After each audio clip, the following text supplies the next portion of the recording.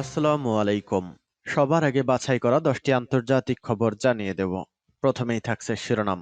তবে তার আগে অনুরোধ থাকবে ভিডিওটিতে একটি লাইক দিবেন।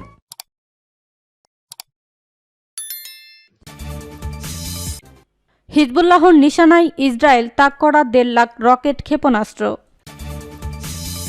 ইসরায়েলকে ধ্বংসের হাত থেকে রক্ষা করতে পশ্চিমারা ছুটে আসছে বলছে সর্বোচ্চ নেতা। হামাস যেভাবে ইসরায়েলে হামলা চালিয়েছে তা কেউ ভাবতেই পারেনি। হিজবুল্লাহর বিভিন্ন স্থাপনায় জোরালো হামলা ইসরায়েলের। দক্ষিণের সীমান্তে নতুন করে শক্তি বাড়ানোর হুঁশিয়ারি উত্তর কোরিয়ার।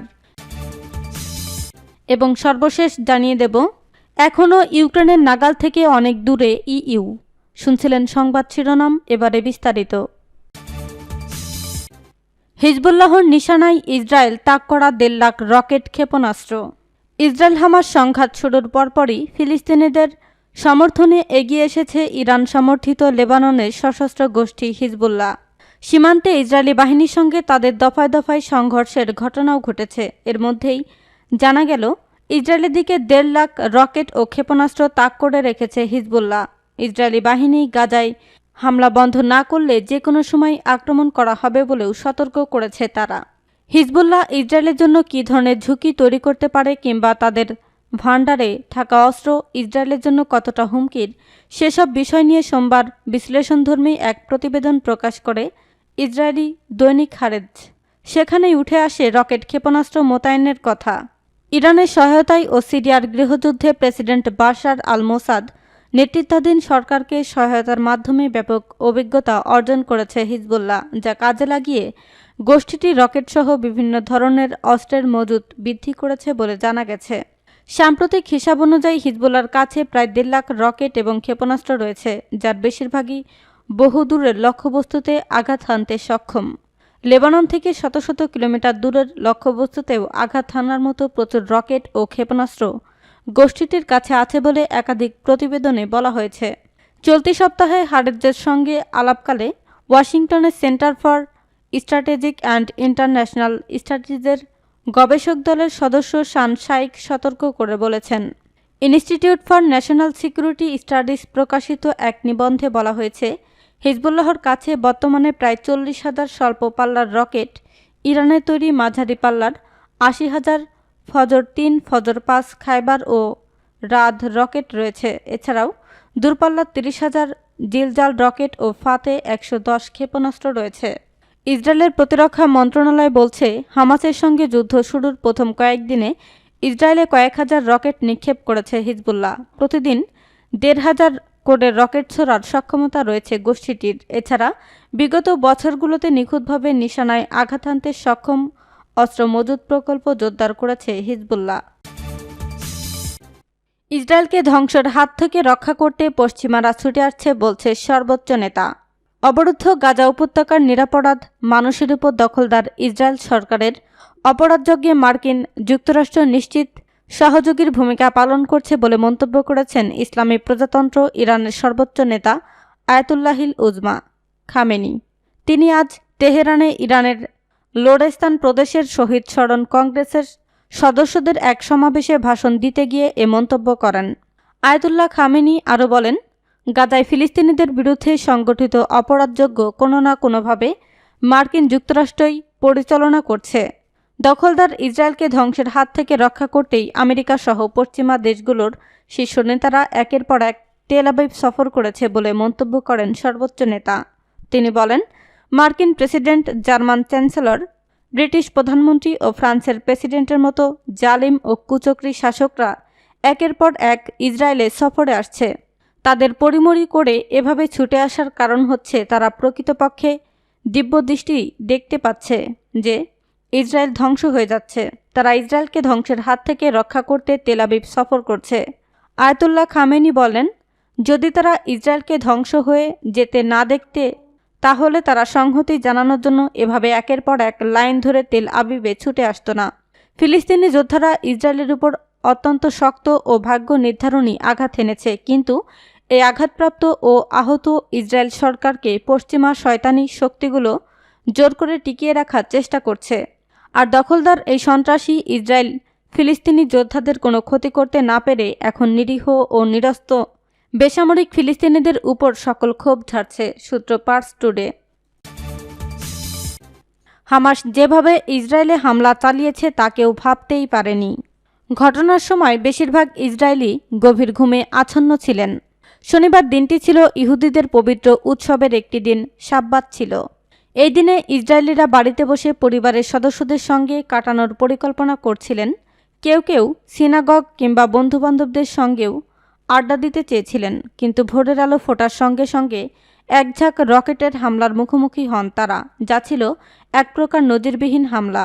অনেক বছর ধরে ফিলিস্তিনের শহর গাজা থেকে নিজেদের সুরক্ষিত রাখতে পেরেছিল ইসরায়েল, কিন্তু গত শনিবার মাত্র কয়েক ঘন্টার মধ্যে সেই সুরক্ষা ভেঙে পড়ে। হামাস গাজা থেকে স্মরণকালের সবচেয়ে বড় হামলা চালিয়েছে তা জানতে স্থানীয় লোকজন ও সশস্ত্র যোদ্ধাদের করা ফুটেজ বিশ্লেষণ করেছে বিবিসি। হামলার সূচনা হয়েছিল রকেট নিক্ষেপের মাধ্যমে। স্থানীয় সময় সকাল 6:30টার দিকে রকেট আসতে শুরু করে। ইসলামী সশস্ত্র সংগঠনটির হাতে গাজার নিয়ন্ত্রণ রয়েছে, যারা যুক্তরাজ্য সহ বিশ্বের বিভিন্ন দেশে সন্ত্রাসী গোষ্ঠী হিসেবে পরিচিত। তারা মাঝে মধ্যেই রকেট ছুড়ে ইসরায়েলে হামলা চালায়। প্রথম হামাসের ছোড়া রকেট ইসরায়েলের উন্নত আয়রন ডোম প্রতিরক্ষা ব্যবস্থার মাধ্যমে ঠেকিয়ে দেওয়া হতো, কিন্তু গত শনিবার খুব অল্প সময়ের মধ্যে হামাসের ছোড়া হাজার হাজার রকেট তা প্রতিহত করতে পারেনি। হিজবুল্লাহর বিভিন্ন স্থাপনায় জোরালো হামলা ইসরায়েলের। উত্তেজনা কমছে না ইসরায়েল লেবানন সীমান্তে। গতকাল বৃহস্পতিবারও লেবাননে হিজবুল্লাহর বিভিন্ন স্থাপনায় জোরালো হামলার দাবি করেছে ইসরায়েল, খবর টাইমস অফ ইসরায়েলের। শুক্রবার ভোরে হামলার ফুটেজ প্রকাশ করেছে দেশটির প্রতিরক্ষা বাহিনী আইডিএফ। তারা জানায়, ইসরায়েলে হিজবুল্লাহর হামলার পর লেবাননের সীমান্তবর্তী বিভিন্ন এলাকায় বেশ কয়েকটি হামলা চালানো হয়েছে, তবে এসব হামলায় ক্ষয়ক্ষতির কোনো তথ্য দেওয়া হয়নি। উল্লেখ্য, ইসরায়েল গাজায় আগ্রাসন চালানোর পর থেকেই ইরান সমর্থিত হিজবুল্লাহর সাথে দেশটির পাল্টা হামলা চলছে। এখন পর্যন্ত তেল আবিবের হামলায় হিজবুল্লাহ 70-এর বেশি যোদ্ধা নিহত হয়েছে বলে খবর প্রকাশিত হয়েছে। দক্ষিণ সীমান্তে নতুন করে শক্তি বাড়ানোর হুঁশিয়ারি উত্তর কোরিয়ার। উত্তর কোরিয়া মহাকাশে সফলভাবে একটি গোয়েন্দা উপগ্রহ উৎক্ষেপণের দাবি করেছে, যার কারণে নিজেদের নিরাপত্তা সংকটে পড়েছে বলে অভিযোগ তোলে দক্ষিণ কোরিয়া। দুই দেশের মধ্যে 2018 সালে হওয়া কম্প্রিহেন্সিভ মিলিটারি অ্যাগ্রিমেন্টের একটি অংশ স্থগিত করেছে। বুধবার দক্ষিণের নেওয়া এই সিদ্ধান্ত ভালোভাবে নেয়নি উত্তর কোরিয়া। পরদিনই তারা দক্ষিণ কোরিয়া সীমান্তে সেনা মোতায়েন জোরদার করার এবং নতুন অস্ত্র মোতায়েন করার হুঙ্কার ছাড়ে। উত্তর কোরিয়ার প্রতিরক্ষা মন্ত্রণালয়ের বরাত দিয়ে দেশটির রাষ্ট্রায়ত্ত সংবাদ সংস্থা KCN জানায়, তারা দক্ষিণ কোরিয়ার সঙ্গে চুক্তির অধীনে বন্ধ রাখা সব ধরনের সামরিক পদক্ষেপ পুনরায় চালু করবে। বিবৃতিতে বলা হয়, এখন থেকে আমাদের সামরিক বাহিনী আর কখনো সেপ্টেম্বর 19 উত্তর দক্ষিণ সামরিক চুক্তির প্রতি দায়বদ্ধ থাকবে না। দুই দেশের সীমান্তে একতরফা কোনো সংঘাতের ঝুঁকি কমাতে ওই চুক্তি হয়েছিল। বিবৃতিতে আরও বলা হয়, আমরা স্থল, সমুদ্র ও আকাশসহ সকল ক্ষেত্রে সামরিক উত্তেজনা ও সংঘাত প্রতিরোধের জন্য গৃহীত সামরিক পদক্ষেপ প্রত্যাহার করব এবং সামরিক সীমানা রেখা বরাবর এই অঞ্চলে আরও শক্তিশালী সশস্ত্র বাহিনী এবং নতুন ধরনের সামরিক অস্ত্র মোতায়েন করব। উত্তর কোরিয়া মঙ্গলবার 1 বছরের মধ্যে তৃতীয় দফা চেষ্টায় গোয়েন্দা উপগ্রহ উৎক্ষেপণে সক্ষম হয়। এর আগের 2 দফায় দেশটি ব্যর্থ হয়েছিল। উত্তর কোরিয়ার নেতা কিম জন উন বিরল এক সফরে এবছর রাশিয়া যান। দুই নেতার বৈঠকে রাশিয়ার প্রেসিডেন্ট ভ্লাদিমির পুতিন পিয়ংইয়ংকে স্যাটেলাইট প্রযুক্তিতে সহায়তার প্রতিশ্রুতি দেন। দক্ষিণ কোরিয়ার ধারণা, রাশিয়ার কারিগরি সহায়তা নিয়ে খুব সম্ভবত সর্বশেষ এ উপগ্রহ উৎক্ষেপণ করেছে উত্তর কোরিয়া। দুই দেশের মধ্যে সামরিক অংশীদারিত্ব বাড়ছে। অভিযোগ আছে, পিয়ংইয়ং লাখ লাখ কামানের গোলা সরবরাহ করে ইউক্রেন যুদ্ধে মস্কোকে সহায়তা করছে, যদিও পিয়ংইয়ং মস্কো উভয় এ অভিযোগ অস্বীকার করেছে। বলেছে তাদের মধ্যে কোনো অস্ত্র চুক্তি হয়নি, তবে দুই দেশ নিজেদের মধ্যে সহযোগিতার সম্পর্ক আরও গভীর করার প্রতিশ্রুতি দিয়েছে। বুধবার KCN-এর খবরে বলা হয়, তাদের ম্যালিগিয়ং-1 নামের উপগ্রহ যথাযথভাবে কক্ষপথে প্রবেশ করেছে এবং কিম নিজে উৎক্ষেপণ প্রত্যক্ষণ করেছেন।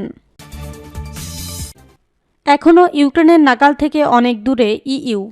ময়দান বিক্ষোভের 10 বছর পূর্তি উপলক্ষে এক ইইউ শীর্ষ নেতা ও জার্মান প্রতিরক্ষা মন্ত্রী কিয়েভ সফর করে আরও সহায়তার আশ্বাস দিয়েছেন। তবে ইইউতে যোগদানের পথে বাধার আশঙ্কা করা হচ্ছে। ইউক্রেনের উপর রাশিয়ার রাজনৈতিক প্রভাব এক ধাক্কায় অনেকটাই খর্ব করেছিল 10 বছর আগের এক গণ আন্দোলন। নিরাপত্তা বাহিনীর সঙ্গে সংঘর্ষে প্রায় 100 নিরীহ মানুষের মৃত্যু হয়। রাজধানী কিয়েভের ময়দান এলাকায় সেই জনজোয়ারের চাপে রুশপন্থী শাসকদের বিদায় নিতে হয়। ইউক্রেনের পরবর্তী নির্বাচিত সরকারগুলি তারপর থেকে ইউরোপের ঘনিষ্ঠ হতে শুরু করে। অন্যদিকে রাশিয়া ইউক্রেনের বিরুদ্ধে আরও কড়া অবস্থান নিতে থাকে। 2014 সালের হামলায় ক্রাইমিয়া সহ ইউক্রেনের পূর্বের কিছু অংশ রাশিয়ার দখলে চলে যায়। 2022 সালের যুদ্ধ এখনও চলছে।